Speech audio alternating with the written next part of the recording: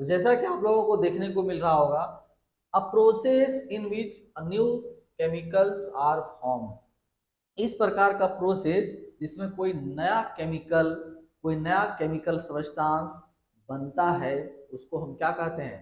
Chemical reaction कहते हैं। तो इस प्रकार का प्रोसेस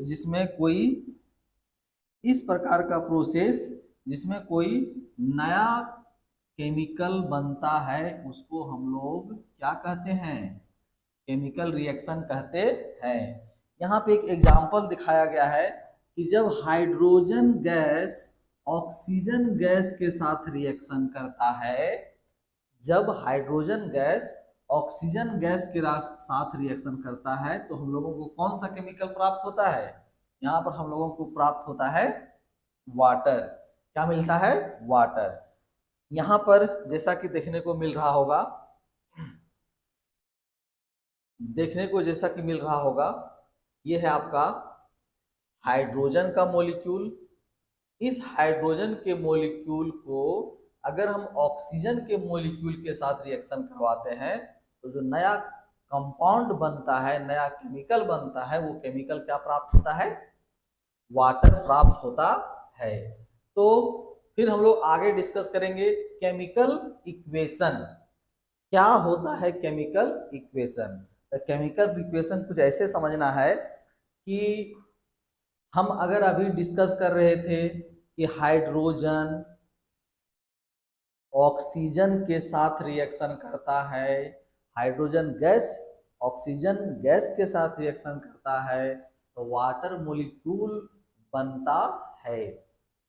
तो सिंपली कुछ ऐसा समझना है कि इन लोगों को इतना लंबा चौड़ा लिखने में समस्या हो रहा था, प्रॉब्लम हो रहा था। इन्होंने क्या किया? इनका निकाला शॉर्ट फॉर्म।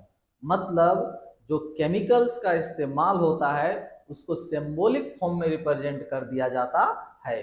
तो सिंपल ये समझना है कि जो भी केमिकल रिएक्शन में पार्टिसिपेट कर रहा है, उसको अगर हम सिंपल रिप्रेजेंट कर दें, किस फॉर्म में? उसके फॉर्मूला के रूप में रिप्रेजेंट कर दें, या उसके सिंबल के रूप में इस्तेमाल कर दें, तो वही कहलाता है उसका केमिकल इक्वेशन। जैसे अभी वहां पर देख रहे थे, हाइड्रोजन और ऑक्सीजन किस प्रकार से रिएक्शन कर रहा है, यहाँ पर उसका फॉर्मूला इस्तेमाल किया गया है। ये है हाइड्रोजन और ये है यहाँ पे ऑक्सीजन। ये दोनों जब केमिकल रिएक्शन में पार्टिसिपेट करते हैं, तो क्या बनता है? वाटर बनता है। कुछ सिंबॉलिक फॉर्म में कुछ और बेसिक चीजें भी दी हुई रहती है, उस पर भी फोकस करेंगे। जैसे यहाँ ब्रैकेट में क्या लिखा हुआ है? जी। जी मीन्स ये गैस को रिप्रेजेंट करता है। ये हाइड्रोजन यहाँ किस फॉर्म में है? गैस के फॉर्म में है। यहाँ भी जी है, मतलब ऑक्सीजन किस फॉर्म में होगा? गैसियस स्टेट में होगा। यहाँ पर क्या लिखा हुआ है? लिक्विड। लिक्विड किसको रिप्रेजेंट करता है? एल किसको रिप्रेजेंट करता है? लिक्विड को रिप्रेजेंट करता है। तो अब देखने को मिल रहा होगा, क्या देखने को मिलता है? देखिए, यहां लिखा हुआ है रिएक्टेंट्स, यहां लिखा हुआ है रिएक्टेंट्स, और यहां पे लिखा हुआ है प्रोडक्ट। क्या लिखा हुआ है? प्रोडक्ट।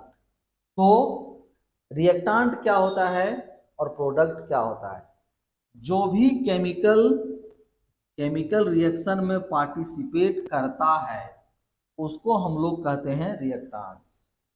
जो केमिकल रिएक्शन में भाग लेता है, मतलब जो केमिकल मिलाने के बाद कुछ बना है, केमिकल बना, तो वो जो केमिकल है वो कहलाएगा रिएक्टेंट्स। हम लोग खाना बनाते हैं तो खाना बनाने के लिए क्या चाहिए? अगर हम लोग चावल बनाते हैं, चावल बनाने के लिए क्या चाहिए? चावल चाहिए, उसमें पानी मिलाना है। तो यहाँ चावल और पानी रिएक्टेंट्स का काम करेगा। उसके बाद जब उसको बॉयल करते हैं, गर्म करते हैं, तो वो क्या बन के रेडी होता है? भात बन के रेडी होता है। तो भात को क्या बोलेंगे? भात यहाँ पर प्रोडक्ट कहलाएगा। सिंपल कुछ ऐसे ही समझना है। जो केमिकल रिएक्शन में जो सब्सटेंस पहले आता है, जो केमिकल रिएक्शन में पार्टिसिपेट करता है, वो कहलाता है रिएक्टेंट्स। और जो नया प्रोडक्ट बन के निकलता है, वो कहलाता है क्या? प्रोडक्ट। मतलब सिंपल चावल का एग्जाम्पल से हम लोग ये समझ सकते हैं, चावल और पानी को मिलाते हैं तो भात बन जाता है। चावल और पानी is example of reactants and भात is example of products. Clear हो रही है? बिल्कुल क्लियर हो रही होगी। चलिए आगे डिस्कस करते हैं हम लोग। अगला जो इसमें है वो डिस्कस करेंगे characteristics of a chemical reaction. कोई भी केमिकल रिएक्शन होता है तो उसमें कुछ फीचर्स उसके होते हैं, या कह सकते हैं उसका कुछ प्रॉपर्टीज होता है। तो उसका क्या क्या प्रॉपर्टी होता है उसको हम लोग डिस्कस करेंगे। सबसे पहले यहाँ पर लिखा हुआ है फैक्ट्स। क्या लिखा हुआ है यहाँ पर?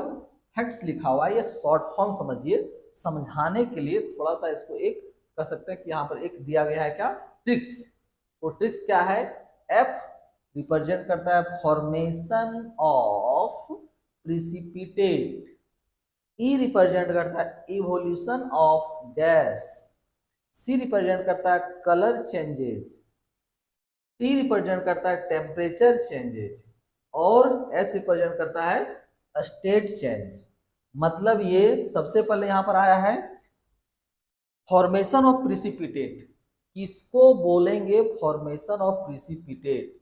सिंपली देखते होंगे जब कोई केमिकल रिएक्शन लिखा हुआ रहता है तो उसमें कुछ सिंबल का रिप्रेजेंटेशन होता है। इसी सिंबल का क्या होता है? रिप्रेजेंटेशन होता है।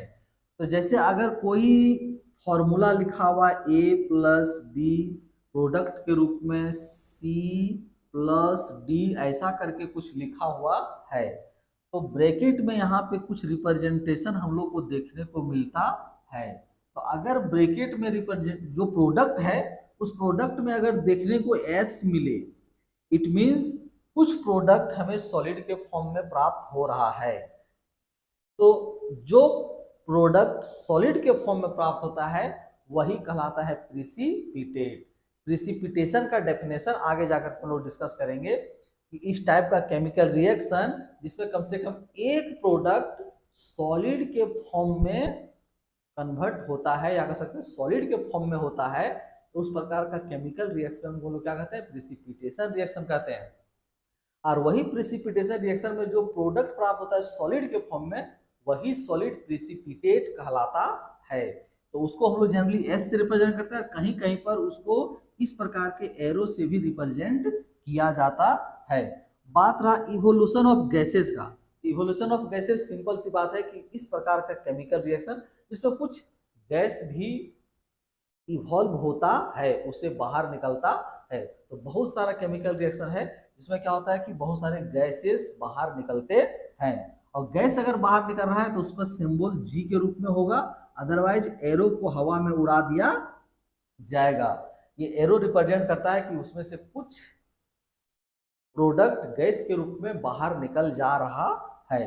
कलर चेंजेस, केमिकल रिएक्शन में बहुत सारा ऐसा केमिकल मिलेगा जो रिएक्टेंट के फॉर्म में उसका कुछ कलर दूसरा है, लेकिन जब वो प्रोडक्ट बनता है तो उसका कलर चेंज हो जाता है। टेम्परेचर चेंजेस भी आप लोगों को देखने को मिलेगा। टेम्परेचर मतलब कोई केमिकल रिएक्शन में बाहर से टेम्परेचर देते हैं तब केमिकल रिएक्शन होता है, मतलब वो टेम्परेचर को एब्जॉर्ब कर रहा है। कुछ ऐसा भी केमिकल रिएक्शन होता है जिसमें केमिकल रिएक्शन होने के साथ साथ उससे बहुत सारा हीट या टेम्परेचर कह सकते क्या होता है, उससे इवॉल्व होता है। तो ये सब हम लोग कुछ एग्जांपल आगे डिस्कस करेंगे। साथ में स्टेट चेंज भी डिस्कस करेंगे। स्टेट चेंज क्या होता है कि केमिकल रिएक्शन में जिस समय कोई कह सकते हैं रिएक्टेंट पार्टिसिपेट किया है उसमें उसका वो हो सकता है कि सॉलिड के फॉर्म में हो या गैस के फॉर्म में हो, बाद में वो लिक्विड में कन्वर्ट हो गया है, सॉलिड में कन्वर्ट हो गया है, तो स्टेट चेंज भी होता है। जैसे अभी एक एग्जांपल आप लोगों को देखने को मिला होगा कि यहाँ पे देखते थे क्या, एक एग्जांपल हम लोगों को यहाँ पर देखने को मिलता था कि हाइड्रोजन गैस के स्टेट में है, ऑक्सीजन गैस के स्टेट में है, लेकिन जो बना हुआ प्रोडक्ट वो किस स्टेट में है? लिक्विड के स्टेट में है। तो यहाँ कह सकते हैं कि यहाँ पर क्या चेंज हुआ है? स्टेट चेंज होता है। चलिए अब types of chemical reaction discuss करेंगे। टाइप्स ऑफ केमिकल रिएक्शन, और इसमें पहला जो टाइप्स पढ़ने को हम लोग को मिलता है वो है कॉम्बिनेशन रिएक्शन। क्या पढ़ने को मिलेगा? Combination reaction. जैसा कि नाम से पता चलता है, कॉम्बिनेशन का मतलब होता है कंबाइंड होना, कंबाइंड मतलब एक दूसरे से जुड़ना, ठीक है। तो यहाँ पर केमिकल रिएक्शन भी कुछ ऐसा ही कॉन्सेप्ट है।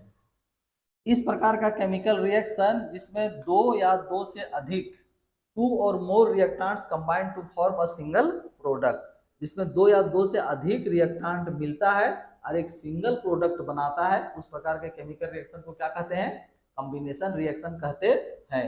जैसा कि यहाँ पर देख रहे होंगे ए और बी दो रिएक्टेंट मिल करके एक सिंगल प्रोडक्ट ए बी बनाता है, मिल करके क्या बनाता है, एक सिंगल प्रोडक्ट ए बी बनाता है। तो यहां पर आपको देखने को मिलता होगा क्या बना है, एक सिंगल प्रोडक्ट ए बी बना है। यहाँ पी क्यू आर सब मिलकर के एक सिंगल प्रोडक्ट क्या बनाता है, एक्स बनाता है। तो इस प्रकार का केमिकल रिएक्शन जिसमें दो या दो से अधिक रिएक्टेंट मिल करके एक सिंगल प्रोडक्ट बनाता है, उसको हम लोग क्या कहते हैं, कॉम्बिनेशन रिएक्शन कहते हैं। मतलब कुछ ऐसा कि दो जिस्म एक जान हो जाता है, तब उसी को कॉम्बिनेशन रिएक्शन कहते हैं। यहाँ पर भी ए और बी दो जिस्म था, एक सिंगल जान बना लेता है। इस प्रकार का केमिकल रिएक्शन क्या कहलाएगा। अब यहाँ पर देखते हैं एक एग्जाम्पल किसका, कॉम्बिनेशन रिएक्शन का। इसमें आपको एग्जाम्पल देखने को मिलता होगा, मैग्नीशियम और ऑक्सीजन जब रिएक्शन में पार्टिसिपेट करता है तो एक प्रोडक्ट बनाता है मैग्नीशियम ऑक्साइड, जो कैसा होता है, कलर में व्हाइट होता है और ढेर सारा हीट इससे बाहर निकलता है। कुछ यहाँ पर एक एक्टिविटी 1.1 आपको एनसीईआरटी में पढ़ने को मिलेगा। उसमें क्या दिया हुआ है कि जब हम मैग्नीशियम रिबन को जलाते हैं तो मैग्नीशियम रिबन जब जलता है तो उसके साथ में एकदम कह सकते हैं कि व्हाइट और डेजलिंग फ्लेम बाहर निकलता है, बहुत ही ब्राइट लाइट बाहर निकलता है। और जो वॉच ग्लास यहाँ पर देखने को मिल रहा होगा, इस वॉच ग्लास में MgO होता है। और ये मैग्नीशियम रिबन को जब जलाते हैं तो यहाँ पे क्या प्राप्त होता है, मैग्नीशियम ऑक्साइड पाउडर के फॉर्म में प्राप्त होता है। और साथ साथ में बहुत सारा हीट एनर्जी भी रिलीज होता है।